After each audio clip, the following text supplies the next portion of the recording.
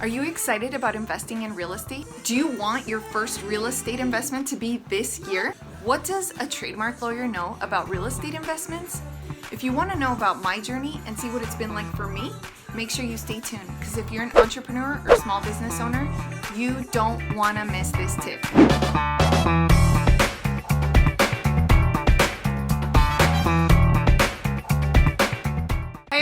My name is Marcella Dominguez, and if you are new here, I am a trademark lawyer and I usually talk about everything trademarks.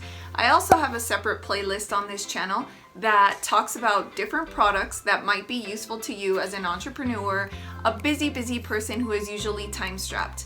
A lot of these products that I talk about have to do with saving time and making your life a little bit more efficient and a little less crazy. So in today's video, I am actually talking to you about neither trademarks nor products that have made my life easier. But I am going to talk to you about buying your first rental property. And the reason I'm going to talk to you about this video is because I think entrepreneurs sometimes get to the point in their journeys where they are wondering, what they should do. Obviously you should always reinvest in your business and make sure that it continues to grow year after year. But you might get to a point where you're like, okay, well now what? I want to buy either my first home or my first investment property.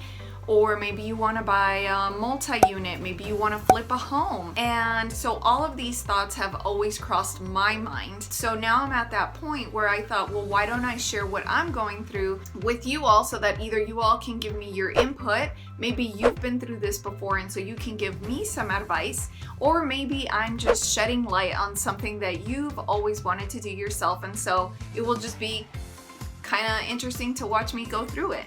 So I've always been interested in, well, not always. In the last couple of years, I've become really interested in buying a multi-unit. And so I wasn't really sure how I was gonna get there, but if you've watched this channel I've always talked about how I kind of get my hands on as much material as I can when I'm trying to delve into a new industry or a new topic or just learn anything new. So I've listened and watched a couple of people talk about what they did. So I felt like I had a good, not a perfect understanding, but a good understanding of what to look for, what to do. And there were some just basic things though that have become really challenging. And so whenever you speak to a realtor, in case you haven't already or you don't know of one, I think the first thing to really keep in mind before going to a realtor is that you have to have a pre-approval. Having a pre-approval letter definitely helps filter what properties you should be looking at. So it's easy for us to go into the $1 million, $2 million range and say, wow, that's beautiful, I want that, I need that. It would definitely be a great investment, right? But can you afford that? With a pre-approval letter, you are basically asking someone, either a credit union or a bank, or there's companies out there that specialize in this sort of thing, lending you money in other words, and they'll tell you what you will be approved for.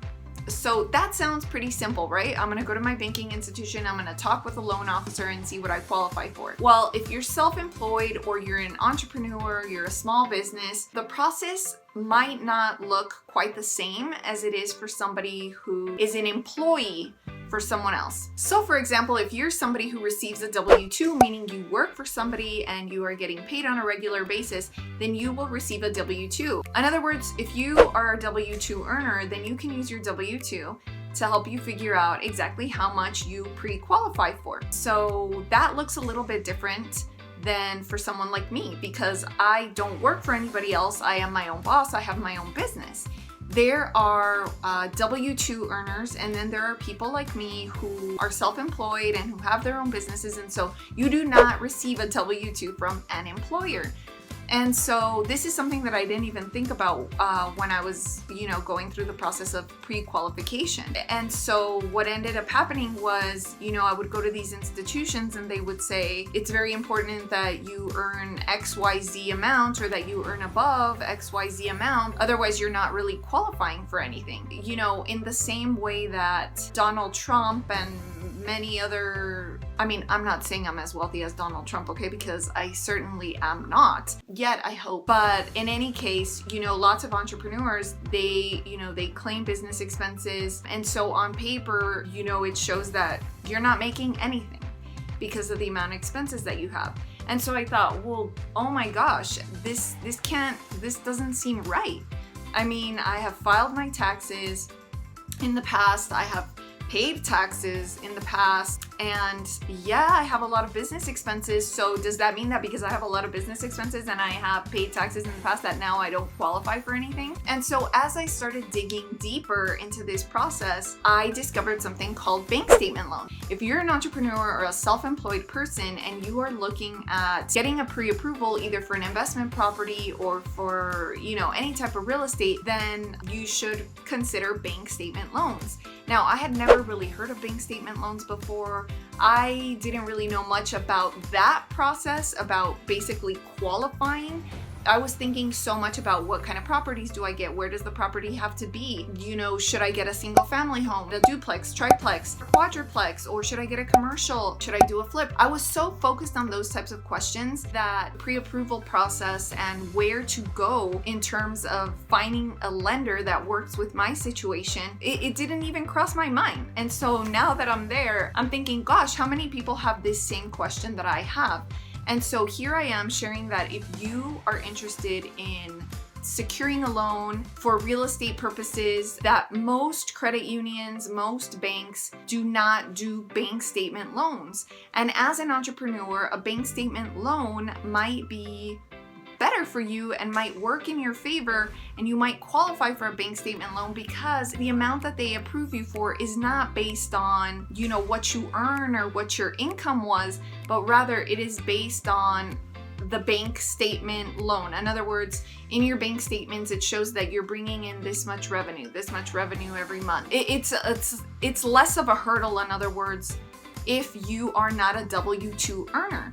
So if you're a small business owner or an entrepreneur, then you should really consider a bank statement loan. Now, like I said, I don't want you running to your credit union or to your local bank because most of the times these institutions do not provide these types of loans. And I did speak with an officer there. He was very informative, but I didn't know how to feel at the end of our conversation. So I'm going to call back and I'm going to speak to somebody.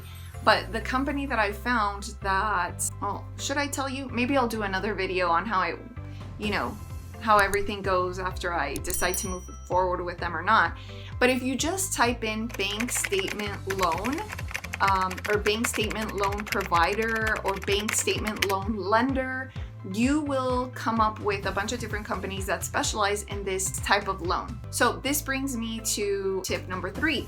I recommend that maybe you go in on this deal, say with a friend, with a partner, with a family member, and together you guys can qualify for more money so that you can obtain a property that maybe is a little bit more favorable in terms of ROI or a return on investment. So I just wanted to put that out there for you because I was looking at, these types of properties here, duplexes, triplexes, quadruplexes. And like I said, I thought, okay, well, I think I've identified some that I like, but why is this pre-approval process like such a headache for me?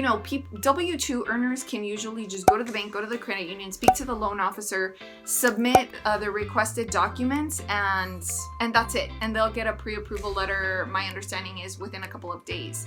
And so for me, when I was doing that, it wasn't working out. And I thought, there's gotta be something wrong. I don't understand what's going wrong here because I didn't quite research that process, because I didn't think it was as crucial. But anyway, I am just here to tell you that a bank statement loan is a thing, and a bank statement loan will maybe work for you if you're a business owner, an entrepreneur looking and investing in your first investment property or your first purchase of real estate.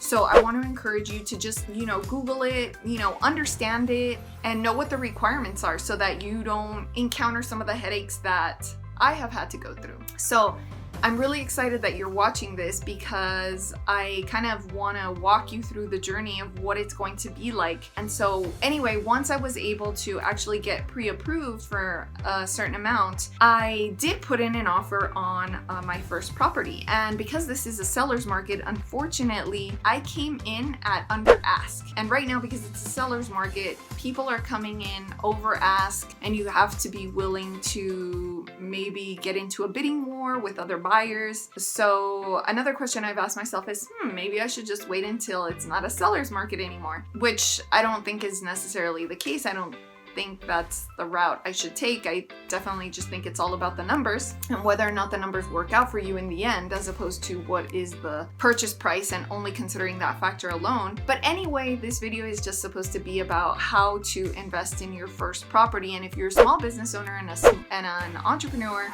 then I hope this video was helpful, because that's what my entire channel is all about. It's all about helping the small business owner, entrepreneur with the trademark process, with finding products that will help make your life a little bit simpler, more efficient. So if you want me to share more about my real estate investment journey, then make sure you tell me in the comments below. Because if I don't know, then why would I share the process? I think that you might not be interested. But if you are interested, I'm gonna make sure that you are along with me on this ride. So tell me in the comments below whether or not you want me to keep posting videos about my real estate journey. So don't forget to hit subscribe, because in one of my next videos, I'm going to teach you how to set up your company to own the real estate that you're going to purchase as your first real estate investment property. And you want to make sure you set it up right. So press subscribe down below. Don't forget.